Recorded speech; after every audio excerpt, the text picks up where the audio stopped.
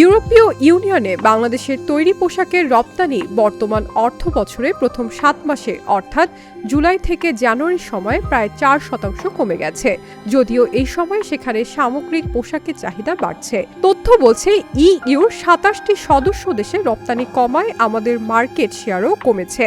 Export promotion ব্যুরোর তথ্য অনুযায়ী এই 7 মাসে বাংলাদেশ ইইউতে প্রায় 11.34 বিলিয়ন ডলারের পোশাক রপ্তানি করেছে, যা আগের বছরের 11.81 বিলিয়ন ডলারের তুলনায় কম। বাংলাদেশ গার্মেন্টস নির্মাতারা এবং সংশ্লিষ্টরা যে কারণগুলো বলেছেন, প্রথমত কঠিন প্রতিযোগিতা। চীন ও ভারতের মতো দেশগুলো তাদের পোশাকের জন্য কম দাম দিতে পারায় ইউরোপের ক্রেতারা সেসব দেশে বেশি অর্ডার দিচ্ছে। দ্বিতীয়ত, বিশ্ব অর্থনীতিতে চাহিদা কমে গেছে। কিছু অঞ্চলে পোশাকের সামগ্রিক চাহিদা ধীর হয়ে গেছে, ফলে বাংলাদেশের রপ্তানিও প্রভাবিত হচ্ছে।